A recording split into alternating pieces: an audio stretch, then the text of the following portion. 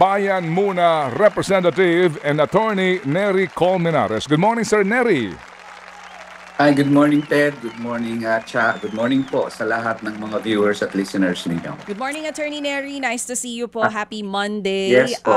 Attorney Nery, even before... And happy birthday. Uy, oo nga, belated happy birthday po last week, Ay, Attorney salamat. Nery. Oo. So ito, Tumatanda na. magandang regalo po para sa inyong birthday. Actually, hindi lang para sa inyo. Ito po ay panalo ng taong bayan din. Noon pa man kumukontra na po kayo sa naging desisyon ng Kongreso, maging ng Department of Finance, na ilipat nga po itong bilyong-bilyong pondo ng PhilHealth pabalik sa National Treasury. At ngayon po, naglabas ng unanimous ruling ang Korte Suprema na sinasabi na dapat ibalik yung 60 billion at ideklarang void yung special provision na inilabas noon ng Kongreso maging ng DOF. Una po muna, Attorney, ano po ang inyong pakiramdam? Ano ang inyong immediate reaction? Napanig po sa inyo ang Korte Suprema? Di malaking kasiyahan talaga, DJ Chacha, no? Kasi in fact, sabi ko sa mga kaibigan ko, sana ito na lang yung birthday gift namin, may panalo namin ng PhilHealth.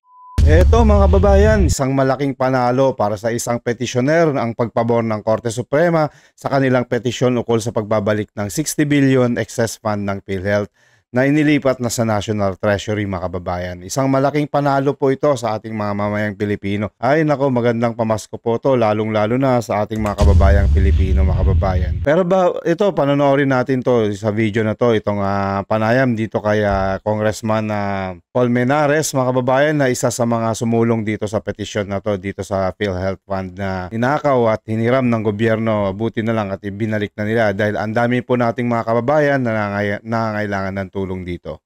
Pero bago tayo tumulak sa video na to, mga kababayan, isang share, like, subscribe lamang po. Masaya na po tayo dyan para naman updated tayo lagi sa mga kaganapan dito sa ating bansa. Eto, tumulak na po tayo dito kay Kuya Ted Filon, mga kababayan. At naipanalo nga naman, matagal-tagal na rin namin. Actually, yung issue ng unprogrammed funds at budget at BICAM at presidential certification, may 4 na ata akong petition sa Korte Suprema against those actions. Kasi tingin ko, itong budget process natin napaka-untransparent at kung tingin natin ang corruption ay systemic, ang solusyon systemic, isa ito sa mga babaguhin natin. In any case, ang isang resulta niyan, as expected ng marami dahil untransparent ang budget, yung Section 1D, ang special provision dyan sa GAA. At natuwa kami na the Supreme Court invalidated the Section 1D as unconstitutional for grave abuse of discretion. At syempre, we would have wanted more.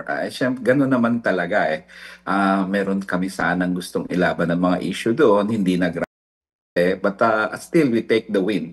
And we will fight another battle someday para doon sa ibang issues na sinasabi namin. Aside from that, yun pong binabanggit nyo na Special Provision 1D na isang rider na even before sinasabi nyo po ay labag, meron din po silang binanggit tungkol doon sa pagkuha, tungkol po doon sa nataliwas yung Universal Healthcare Act at yung sin tax laws doon sa bagong provision na inad po nila last 2024. Yes, tama. Ang una, tatlo kasi ang rason bakit in-invalidate ang 1D. Ano ba ang 1D? Ang sabi lang naman ng 1D, na bagong pasok yun, BICAM na pinasok yun, yung reserve funds ng mga GOCC, halimbawa 100 billion ang reserve fund, ay ibaba mo sa reasonable level. Halimbawa, tingin nila ang pinaka-reasonable doon 60 lang, 60 billion. Pagkatapos mong ibaba, yung natira, yung 40 billion na tinanggal mo sa reserve fund, ay pwede mong gamitin para doon sa program appropriations. Yung mga proyekto nilang nilalagay sa UA. No? Yun ang 1D. So, challenge yun. At ang sabi ng Korte Suprema, unconstitutional yun, one, for violating the provisions sa Constitution ng rider. Ibig sabihin ng rider, may pinasok ka doon sa batas na walang kinalaman sa batas. In fact, it amended other laws like yung UHCA, yung sin tax laws at iba pa. Yung pangalawang dahilan, ang sabi ng Korte Suprema, it violated Article 625 9 na nagsasabi na ang any appropriation di mo pwedeng i-transfer. Maliban na lang kung ang presidente, ang Korte Suprema, etc. ay mag-realign ng savings. Tingin ng Korte Suprema, violate din yun kasi ni-realign eh. At pangatlo, yung issue ng ano nga ba yung pangatlo? Yung for special purpose funds. Ang PhilHealth ay special purpose fund, nilaan yon for a special purpose, ginamit nyo sa kalsada, sa tulay, kung biglang binayolate nyo ang special purpose provision ng Constitution. So that's the reason bakit in-invalidate ang 1D. Yung iba pang issue ni-raise ng bayan muna, at least kami ang nag-raise noon kasi ay hindi na-grant ng korte. Yung sa Presidential Certification of Emergency ito, na kung saan sinabi namin na dapat void yung Presidential Certification sa budget kasi wala namang emergency or calamity. At pangalawa, isi-certify mo ang budget, di parang senior cut mo ang buong proseso. Kaya sila nakakapasok ng insertion kasi minadali na yung budget dahil urgent daw. Bakit mo madaliin? January 1 pa naman yun next year. Kahit anong madali mo dyan, hindi maging effective yan, January 1 na yan. No? Ang isa pa naming prayer sana doon, mag-guidelines ang Korte Suprema BICAM. I-invalidate ang ng BICAM at sabihan ng Korte Suprema, hindi kayo pwedeng mag-insert. Harmonize lang kayo ng disagreeing provision ng dalawang bills. Ang sabi ng Korte Suprema naman doon, may isang kaso kami, may ibang kaso kami on this issue, doon namin sasagutin yon. So basically, yun ang tatlong major points doon. At least win na yung pag-invalidate ng 1D. Bukod dun sa pag-invalidate sa 1D, sinasabi din po ng Korte Suprema na ang Kongreso cannot repeal or alter substantive laws through the GAA. Moving forward, Attorney, paano ito? Parang anong mensahe po nitong desisyon na to ng Korte Suprema sa Kongreso natin? Kasi during the time na nangyari po ito, isa kayo sa nagsasabi na hindi yan pwedeng gawin ng Kongreso kasi baka maging precedent sa mga susunod pa na pwede nilang gawin na budget. Yes, maganda yung point na yun, DJ Chacha. Yung sinabi ng Korte Suprema, wag nyo lang ulitin ha. Kaya, kasi ang isang rason doon, yun nga, nagra-rider kayo, pinapasok nyo sa GAA, yung mga kung ano-ano na mga bagay-bagay. At pangalawa, ang ginawa nila, sabi ng Korte Suprema, inaamyendahan yung ibang batas, hindi dapat ang GAA para sa GAA. Kung gusto niya amyendahan ng isang batas, syntax law, ayaw nyo na ang syntax law pupunta sa PhilHealth, di magpasa kayo ng batas nyo. So, klaro na ngayon yan. Huwag nyo nang ipasok sa GAA yung mga gusto nyong gawin. Pangalawa, syempre, ang sinabi ng Korte Suprema, maganda naman doon na ang batas dapat hindi nagbabiolate ng people's right to health.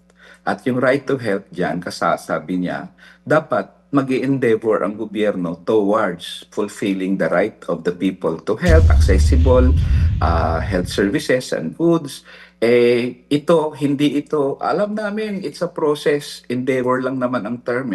Pero the moment na pabalik kayo, hindi towards the goal, kundi against the goal, ay yun ang violation. So, magamit din namin ito in future cases na nag-violate ang isang batas o ang Kongreso, ang gobyerno ng right to health. So, very important yun. No? And I hope hindi na ulitin ng Kongreso to. Pero you know what? Hindi pa transparent yung budget natin. So, may laban pa to. Hindi pa ito tapos despite the Supreme Court decision. Oo. Sabi niyo po sana hindi na ulitin ito ng Kongreso. Sinasabi ng Korte Suprema, may grave abuse of discretion.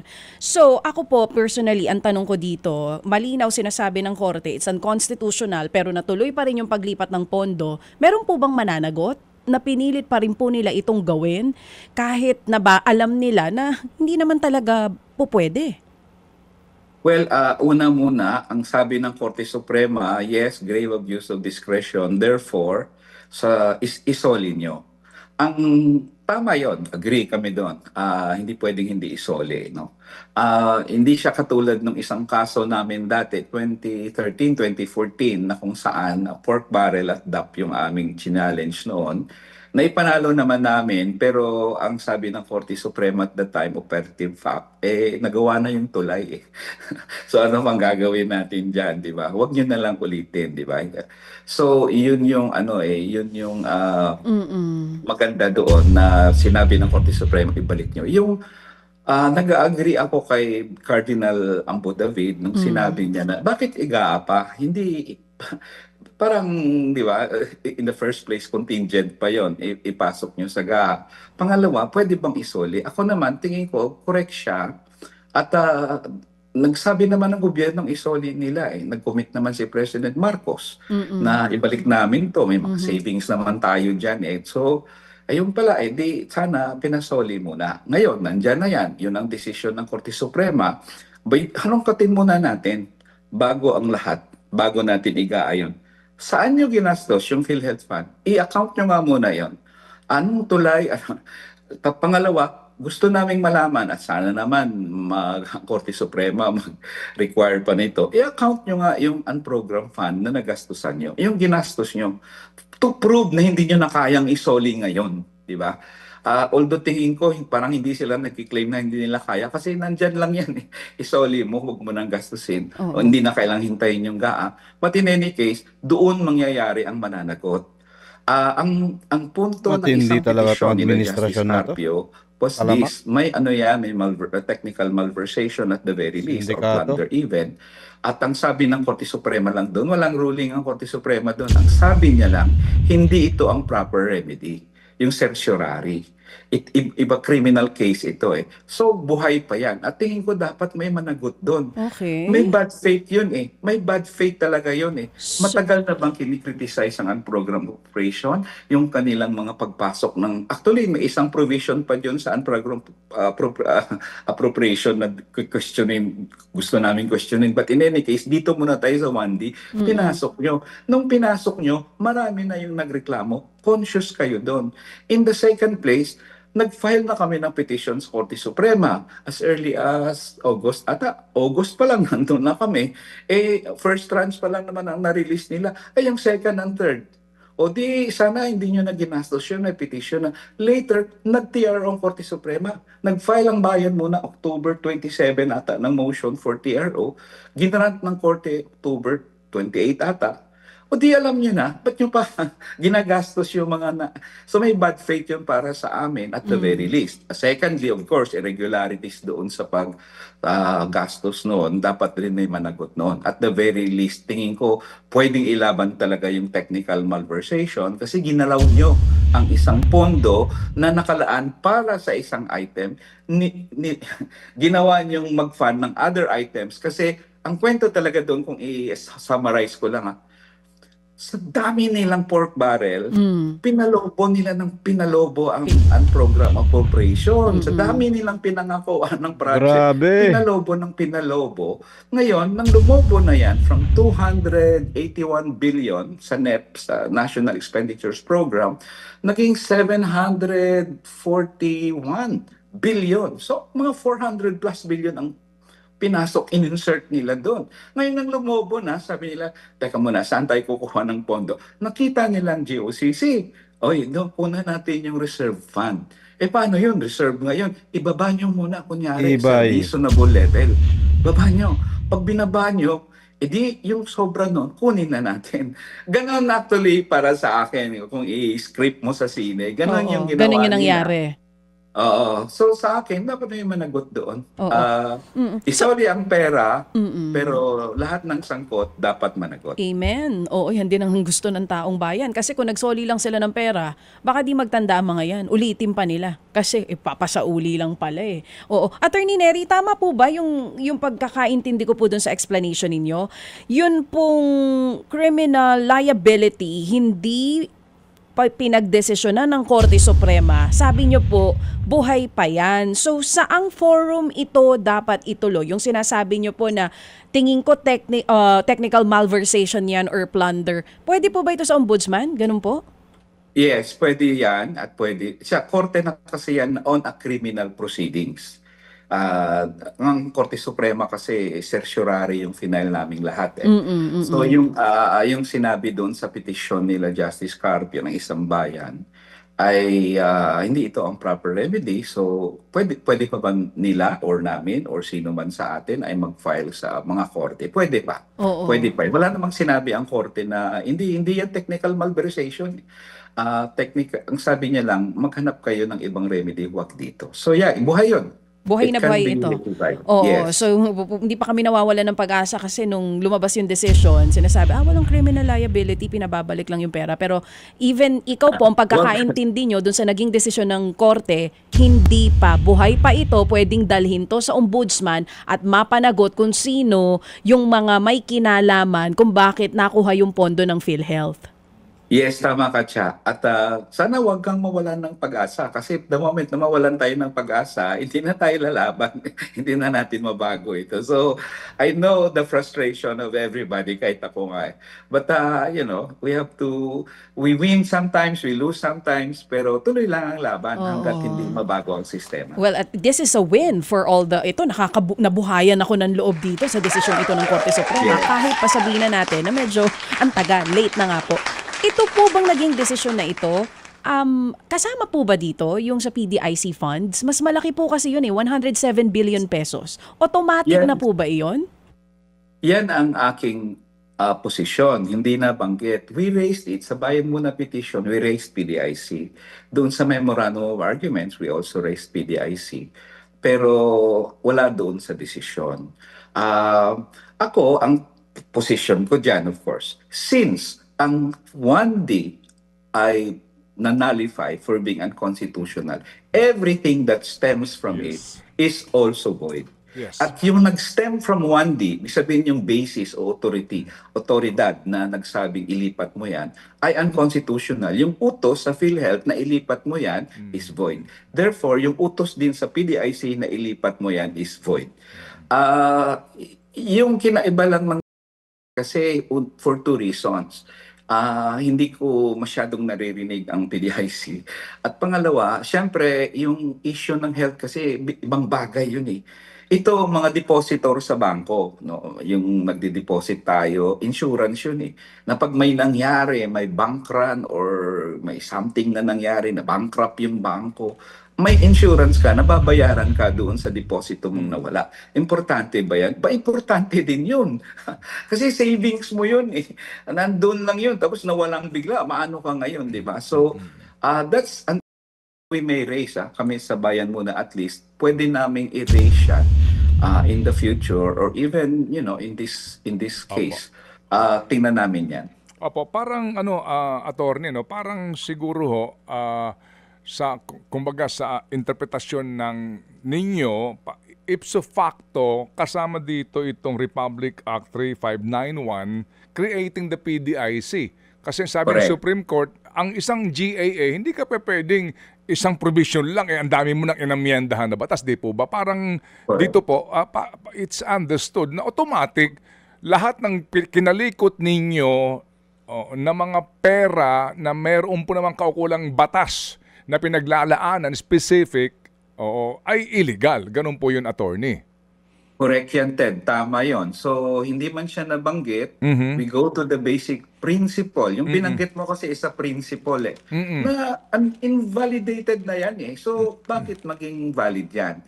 Kaya ang next step ko dito, ang next step namin dito ay of course, halongkatin sa gobyerno, saan nyo ginastos yung 60 billion muna kung hindi nyo na masoli pati saan program appropriation. Pangalawa, ang PDIC. I-inquire namin saan nyo ginastos yung 110 billion ang total nun eh. 110 billion na kinuha niya. Mas malaki sa PhilHealth 89.9 billion lang yung PhilHealth, 110 billion sa PDIC. Saan nyo rin ginastos to? And para sa akin, kung may irregularities din sa gastos nun, kasama yon.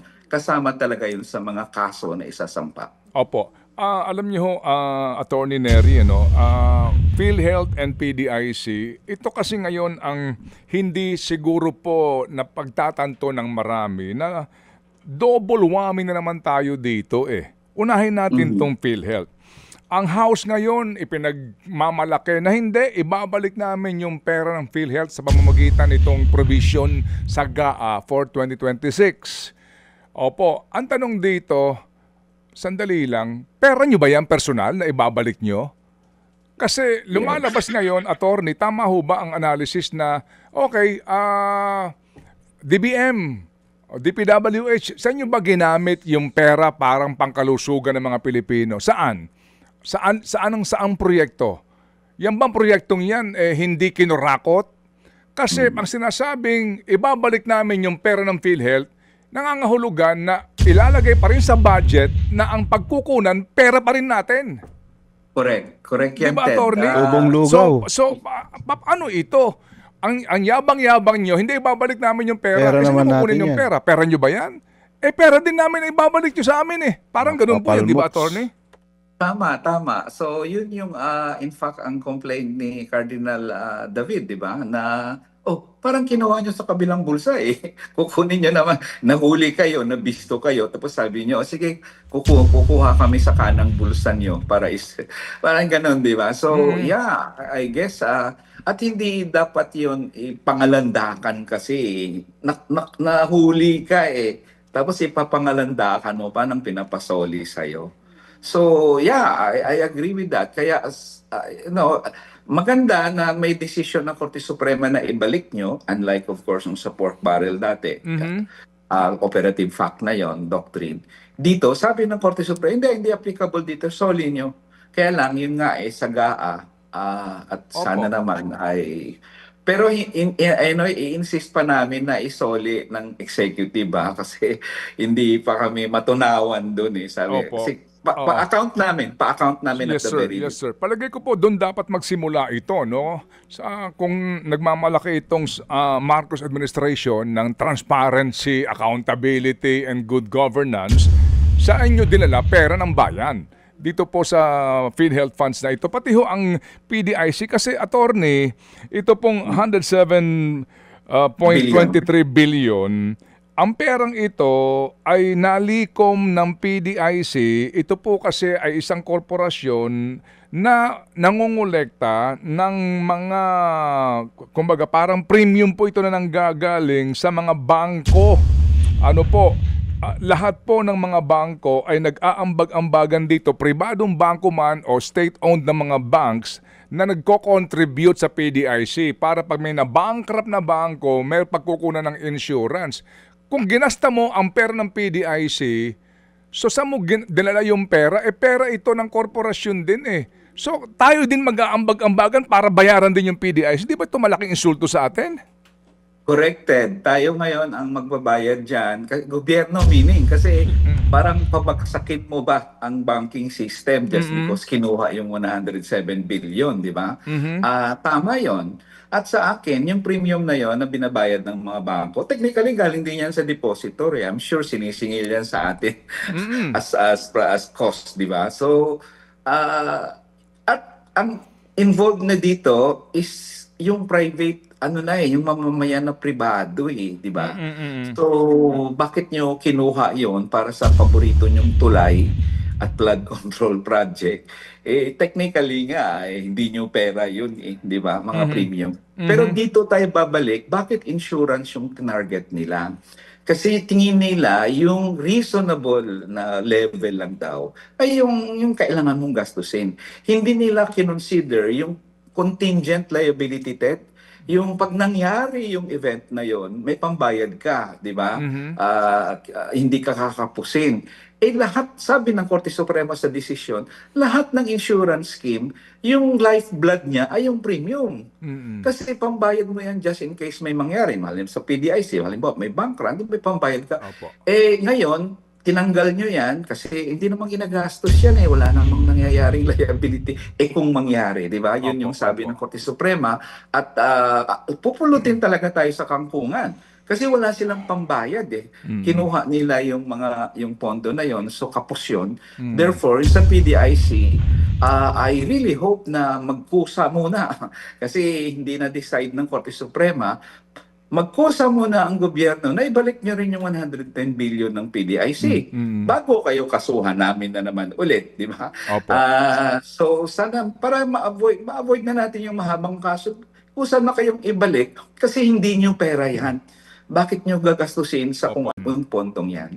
Opo, so ngayon, kasi ang pinakamainam po dito, attorney, umamin, sino ba ang genius na sabi nga ng iba'y evil genius na talagang nagkaroon ng nagpanukala ng ideyang ito na inaprubahan naman ng lahat Opo, hindi ho naman lahat bumoto pabor sa budget. Di po ba may mga kumontra dyan sa actual votation po doon po sa ratifikasyon. Pero dito po sa aming hawak ngayon, na listahan ng pumirma sa BICAM report ng GAAT 2024, isa-isahin natin to.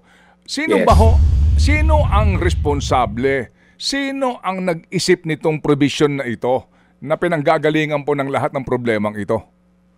Yes, but actually, personally, siyempre, hindi ko alam. Yan ang isang hiningi ko sa Korte Suprema. May parameters kayo sa BICAM. Mano ba naman may transcript yan? Para alam natin kung sinong genius yung nag-insert yan. Sino nag-insert yan? Sino nag-insert ng 1 billion project doon sa Bulacan? Sino nag-insert? Walang transcript yung BICAM, Ted Hindi namin ma-access yan So sana, yun ang hiningi ko ng bayan muna doon sa petition namin. At sabi naman ng Korte Suprema, teka, may kaso pang isa niyan. Doon namin decisionan yung actions ng BICAM. So, hindi ko alam, Ted, kung sino nag-isip niyan. Actually, sino ba sa kanila? Pero merong mga tumatanggi ngayon, nagtuturuan sila Ang isa ho, anyway, so mamaya po sa iba pang diskusyon namin dito ay tatalakayin natin yan. Kasi ngayon, naguhugas sila ng kamay. Para bagang ito po ay nagkusa na lamang lumabas sa budget at walang responsable kasi ngayon puro sila hugas ng kamay. Sa ngayon, pwede bang maobliga natin ang gobyerno na sabihin talaga kung sino responsable dito? Yes, Ted. Tingin ko pwede silang sabihan dyan. Of course, they will hide behind the Duterte Freedom of Information Executive Order. Pero pwedeng i-demand ng taong bayan. Alam mo, Ted, sa 3 termino ko dyan sa Kongreso, may natutunan akong leksyon dyan Paminsan-minsan, ang Kongreso napipilitang gawin ang hindi niya gusto depende sa laban ng tao sa labas ng Kongreso. So, kung maganda lang yung ating panawagan dyan at laban, pwede nilang iluwayan kung sino man yan. But in the end, Ted, whoever supported it, the entire BICAM for me is responsible. In-approve nyo pinasok nyo di ba? So, yun yung problem natin.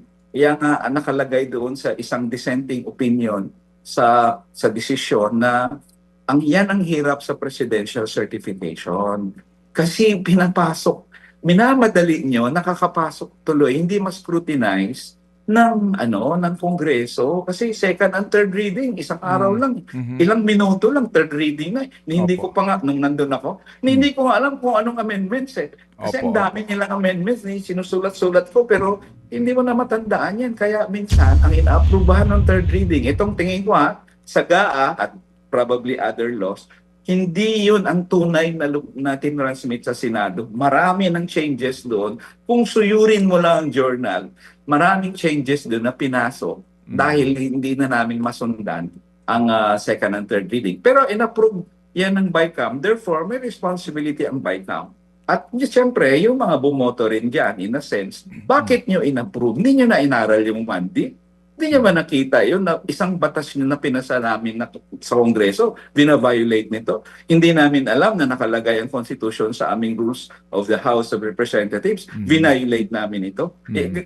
Ganon yung issue doon So for me, kung may genius man na nag-isip yan, dapat mapuna talaga yan.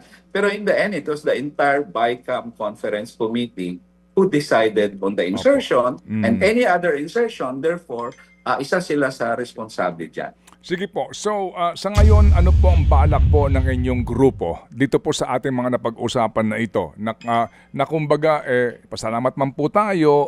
Ito ho, di ba, ito po unanimous decision, right? Yes.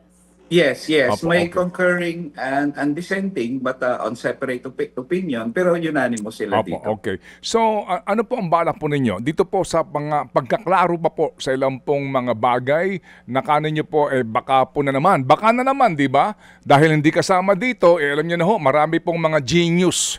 Evil nga lang sa gobyerno na gusto ho talaga pong sakmalin tong ating perang pinaghihirapan para ho natin maiklaro ito. Ano pong next move po ninyo, Congressman, Attorney? Una muna sa kasong ito kasi hindi natin alam kung mag-MRC Solgen no ang gobyerno mag-MR sila. So laban na naman ulit 'yan pag mag-MR. Ang pangalawa, kasi may kaso, tapos na yung kaso in the end, in a sense, susulat talaga kami sa executive. Yung sinabi ko kanina, paki-account niya. Kung ano ito. And I hope they have the courage naman to tell us, i-account nila kung saan ginastos yung PhilHealth at anong mga proyekto ang pinagkagastusan. Ni-raise kasi sa Korte Suprema yung Panay-Guimaras Negros Bridge. Pinondohan na yan. Tapos nag-allocate pa kayo dyan ng unprogrammed fund ng PhilHealth, dalhin nyo doon sa taga Negros ako, taga Ilonggo ako. So, wala naman ako kitang tulay dito. Ipinondohan na yan ng Korea ng 741 billion. Tapos meron pa kayong ganon, kinuha niya pang PhilHealth. So accounting yan kung saan niyo dinala. And pangatlo, isusulat ko rin yung PDIC. Ano bang plano niyo dito? Magkusa ba kayo? Na isoli yan? Kasi depositors katulad namin yung ang apektado dito bakit dinala yan sa paborito nilang tulay o flood control, di ba? At syempre, yung pag-aralan ngayon, yung mga possible cases na ifo-file after this case. Yun lang, Ted, kadami namin kaso. Kaya sana naman, magbabantay kami, tayong lahat, magbabantay sa budget. Pero itong 2026, palaisipan to, Ted, kasi tumatagal ngayon ang budget. At ang hinala ko dyan, nagtumatagal sila kasi hindi sila nag-agree. Mayroon silang disagreement. Baka naman sabihin nila later on, yan talaga ang kailangan ng presidential certification kasi tumatagal. Pero tumatagal yan for some reason. At ang tingin kong reason dyan, nang tinanggal nila ang flood control projects doon sa GAP, sa House, tinanggal, dinistribute yan sa mga members na kung ano-anong mga siguro mga project na naman nila. So technically hindi siya nawawala Parang sabihin nila walang flood control, wala na, okay. Pero actually pork barrel pa rin Ngayon tingin ko ang Senado may ibang plano kung saan gagastusin yung na-save sa flood control project na 255 billion. So tingin ko doon sila nagsastymie. So in any case, hindi sila dapat ma-stymie doon. Dapat yung flood control project na sinave nyo dahil hindi kayo naglagay dyan, gastusin nyo yan sa mga basic social services ng mamayan, diretso. Yun ang ayaw ko sa pork barrel, Ted. Nag-file ako dati ng isang bill sa Kongreso na itanggalin yung pork barrel noong panahon ni Napoles yan. Ang sabi nila, Neri, ilang kaibigan ko, Neri, bakit? Ayaw mo ba ang pondo pumunta sa tao? Sabi ko, pareho tayo dyan. Dapat ang pondo diretso sa tao, huwag nang sumabit pa sa bulsa ng mga politiko. Yan naman ang essence. So, idiretso na yan. Huwag nang dumaan sa kung sino-sino, kung sen o whatever para pumila sa medical assistance. Diretso niya sa ospital. Dapat, pag mahirap ka, punta ka sa ospital, mahirap ka, sabihin sa'yo, oh, go, libre ka na, libre gamot, libre pagamot, hindi na dumaan kahit kanino. Yan ang ungkatin namin sa budget sa 2026. Okay, sige po. So salamat po na marami, Attorney, at hindi pa ho tayo tapos sa laban na ito. Attorney Neri, thank you for your service, sir.